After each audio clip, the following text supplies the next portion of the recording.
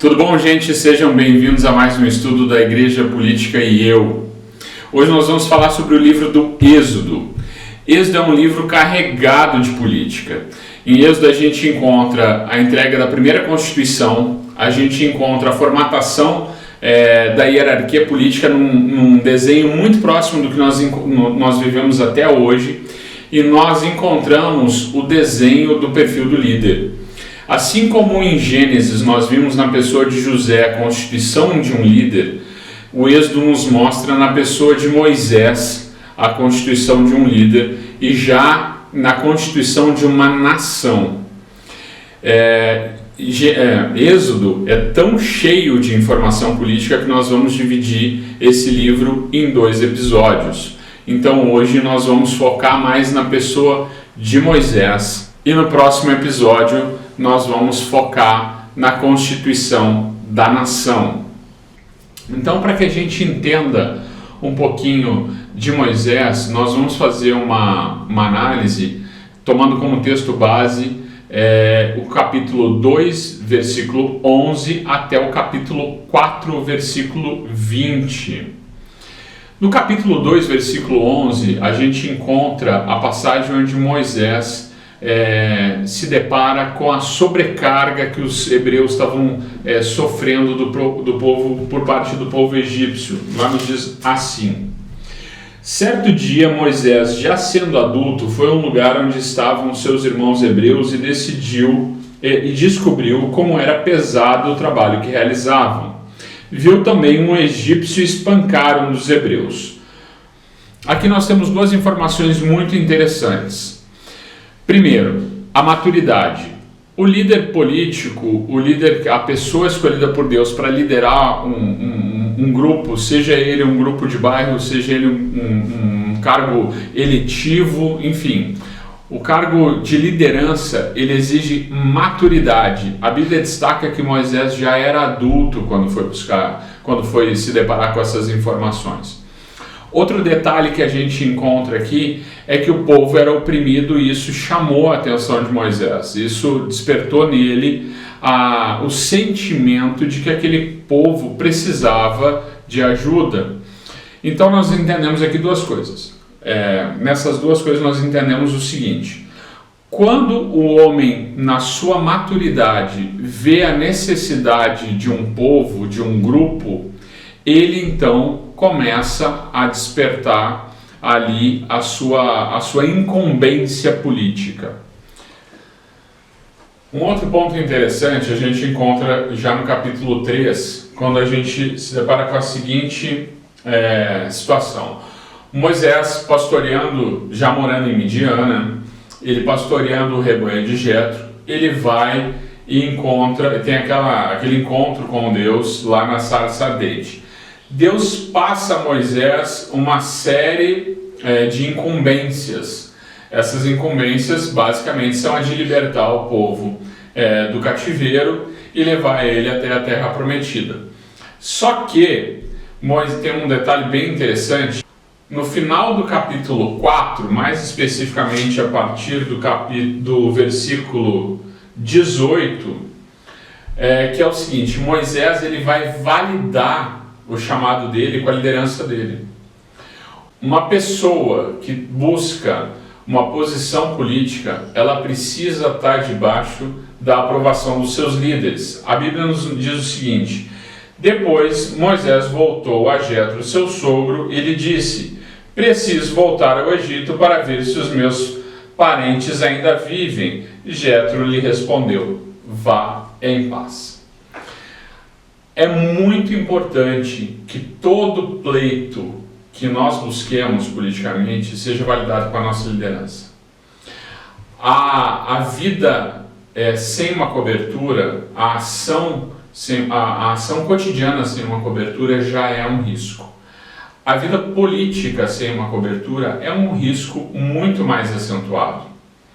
Nós temos que entender que a cobertura pastoral, a cobertura espiritual sobre nós, ela é fundamental para que nós possamos exercer as nossas práticas de maneira resguardada.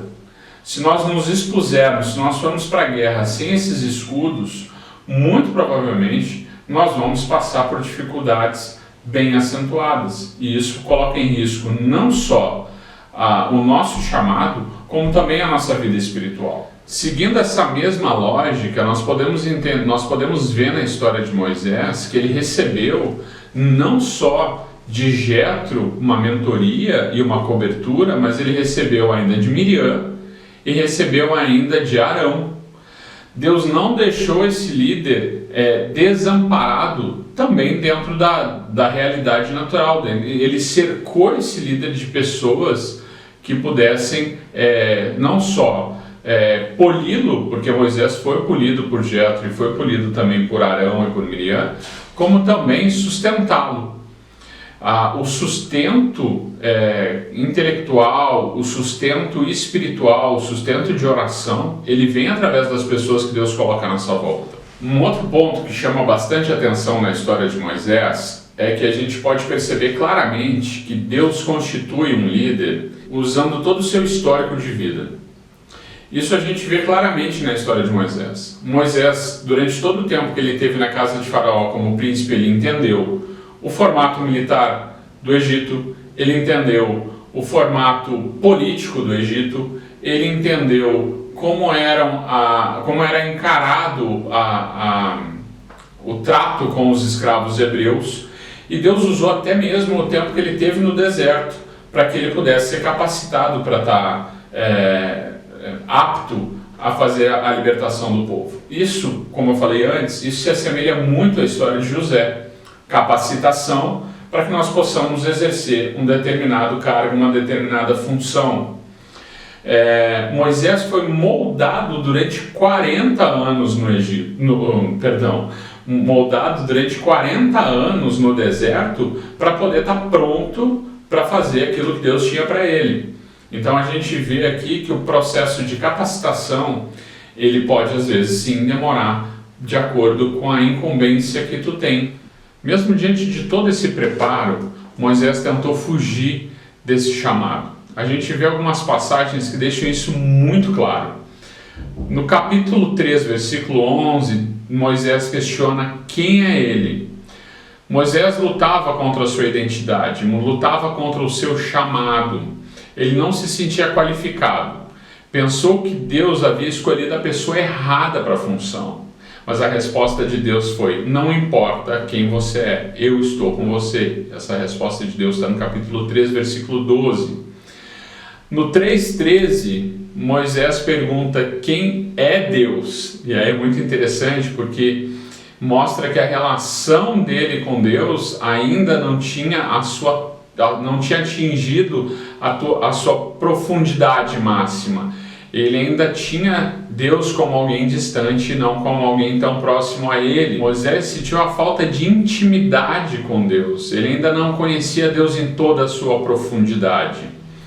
E aí a resposta de Deus: eu sou o que sou. Eu sou sempre presente.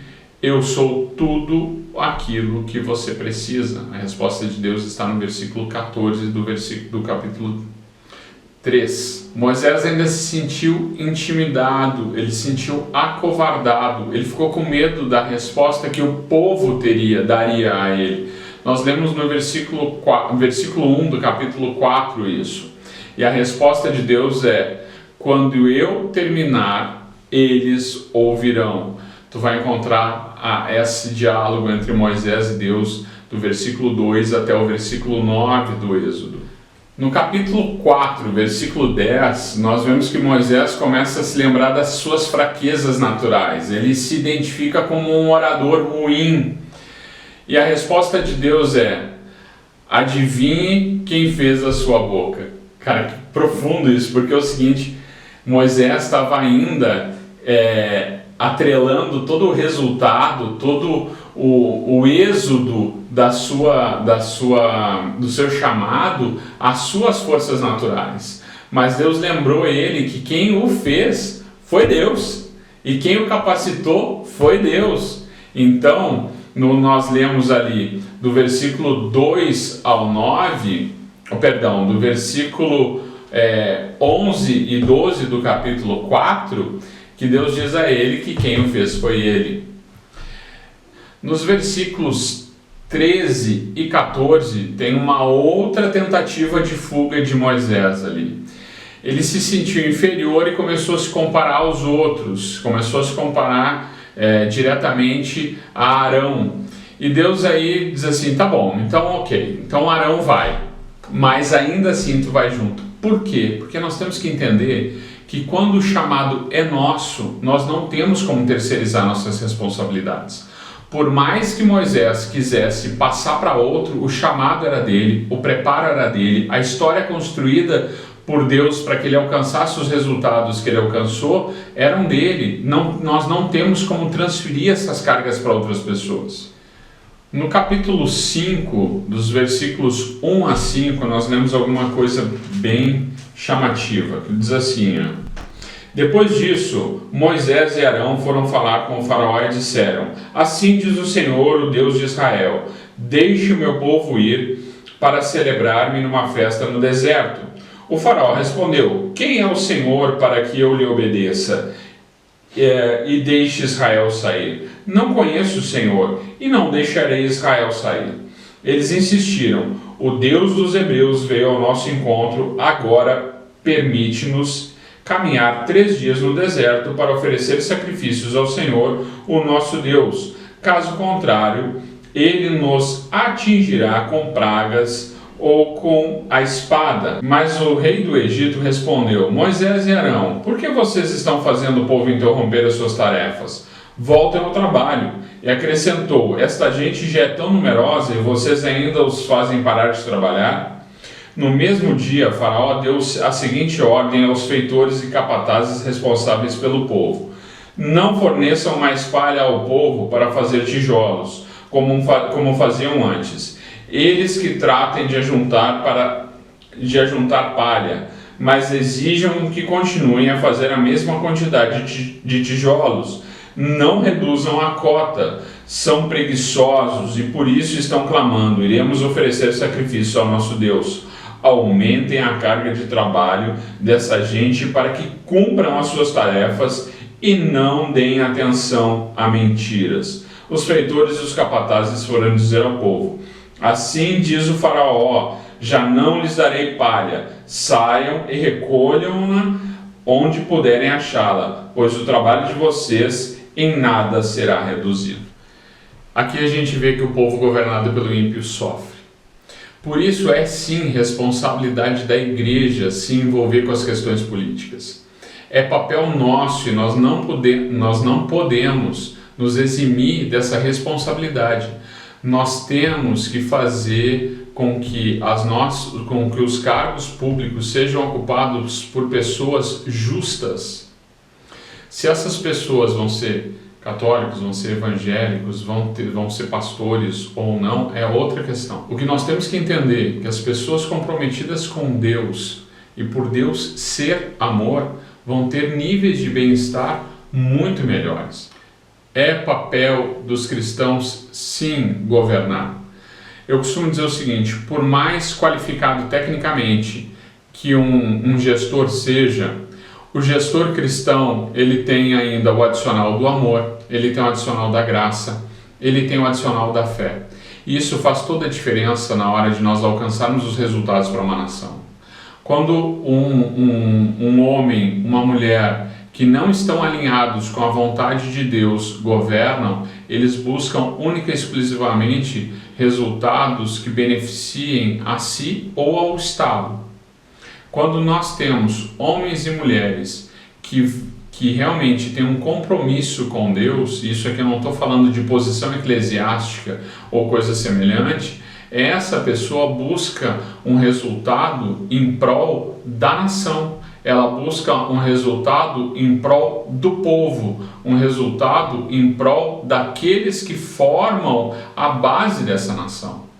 Moisés entendeu isso, e quando Moisés entendeu isso, ele libertou o povo de Israel das mãos dos egípcios. Aí nós já entramos no tema da semana que vem, onde nós vamos falar sobre a formação do Estado de Israel e a entrega da primeira Constituição. Eu espero que esse episódio tenha sido bênção para a tua vida. Semana que vem a gente se encontra com mais a igreja, a política e eu. Um abraço, que Deus te abençoe.